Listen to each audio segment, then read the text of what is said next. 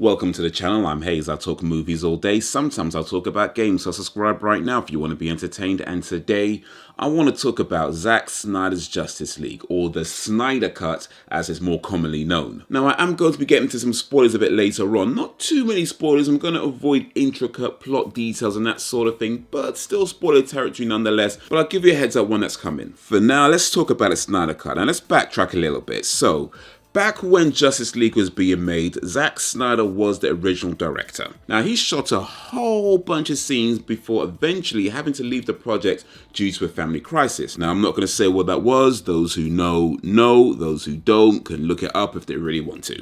But bottom line is, he had to leave the project due to that, and that's when Joss Whedon comes in. Now, Joss Whedon decided that he wanted to do things a bit different, which, is understandable as a director, as a creative. People want to have their own stamp on things. But what we didn't realize is just how different Joss Whedon wanted to do things.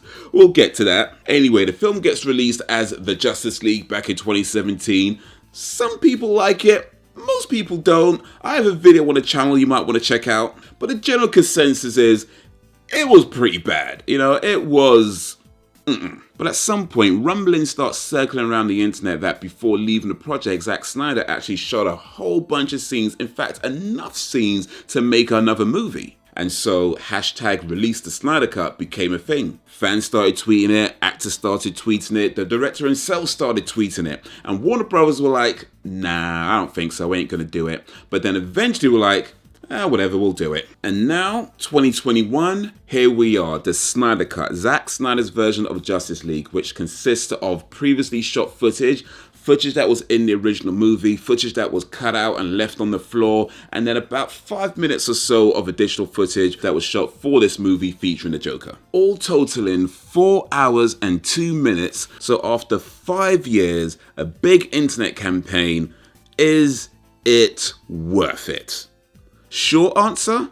You damn right it is. And the Snyder Cut features pretty much the same plot as the original movie. What changes is the story and how that story is developed. There's a lot more nuance, there's a lot more detail, and some of the scenes that were in the original movie now make a whole lot more sense when you see the context that surrounds it. All the characters feel much more developed, so whereas the first movie only really focused on a few individuals, this one brings the whole team in. And that especially benefits Cyborg and Flash, and especially Cyborg, who is a bad man in this movie. Cyborg Story was one of the biggest differences, and if you ever hear anybody say that a 2017 version butchered Cyborg, please know that is not an exaggeration. Because of the added context and nuance, the action scenes feel much more epic, though I would say some bits still feel like they're just moving in slow motion. And I don't mean a slow motion video effect, I mean it feels like the characters are just moving in slow motion. And after seeing this, I think it's fair to say that not every single piece of BS in the 2017 version was down to Joss Whedon. Zack Snyder's gonna have to take some of that as well. Anyway, now I want to talk about the film independent of the Justice League, and this is where I'm going to get into some spoilers. So I'm not going to go into too many details, but still some spoilers nonetheless, so this is your warning. Alright, so let me start with the things that I didn't like, because this is probably going to be a shorter list. Now, according to IMDb and according to Google and just about everywhere you look, this film is 4 hours and 2 minutes. However, the only way we can watch it in the UK is through Sky and Sky services such as Now TV. And on that, the runtime is listed as 3 hours and 52 minutes. So why are we missing 10 minutes? I mean, it's already a long ass movie. Did you really need to cut 10 minutes out of it? Like, that's gonna make any difference? I don't know, it just seems to me like we got a Snyder cut. Anyway, I did like the dream sequence at the end featuring the Joker, but I was wondering what exactly is the point of this? Because it seems like it was setting up for a movie which by now is probably never going to come, but also just felt like that would have been better served as a mid or post-credit scene. Now, one of these days, I'm going to have to go through this movie and nitpick it apart, because there's definitely more than a few things I could make fun of, like Flash taking a moment to perv on the girl before saving her, but for now, let me just allow it. In fact, in the meantime, check my other video on the first Justice League and why that was trash. Now, here's what I did like about the Snyder Cut.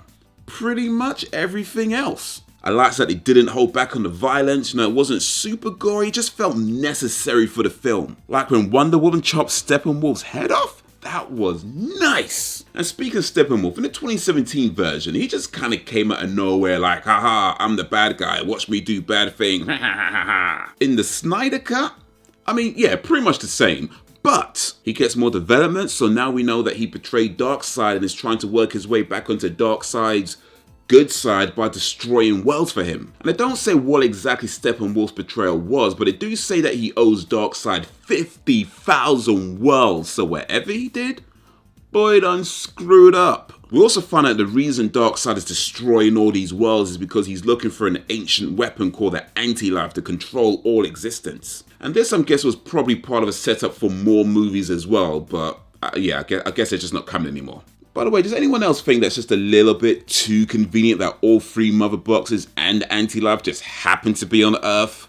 Really? I'm just saying, at least the Infinity Stones had the decency to spread across the universe, but anyway. So one of the biggest criticisms that the DCEU got was that it tried to do too much, too quickly, and it just didn't work. So with the Justice League, it needed the 4 hours, or the 3 hours and 52 minutes, to really flesh out the characters, their backstories, their motivations. And like I said, the biggest one, at least for me, was Cyborg. We understand now why he has such a standoffish relationship with his dad, being involved in the car accident that killed his mum while she was trying to explain why his dad wasn't at his football game again. So the whole time he's feeling like had his dad had been there, they wouldn't have had to have that conversation and would have avoided that crash. And not only that, his relationship with his mother where she'd be quick to defend him, even though you really shouldn't be hacking into computers, let's be clear on that fact. But she saw the good in him and why he did it, so she was willing to stand up for him, to go to bat for him, to protect him as best as she could. So he loses the parent that showed all the way up and is left with a parent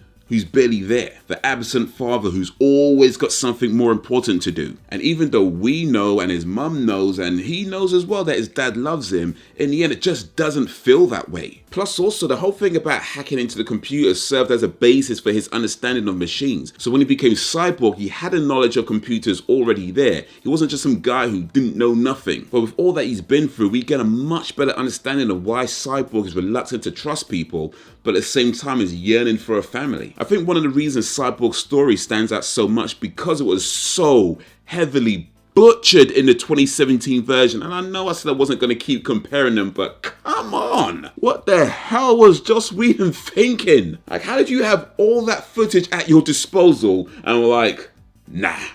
Come on! Joss Whedon literally walks into probably one of the most easiest jobs in the world and still managed to screw it up. Like, how?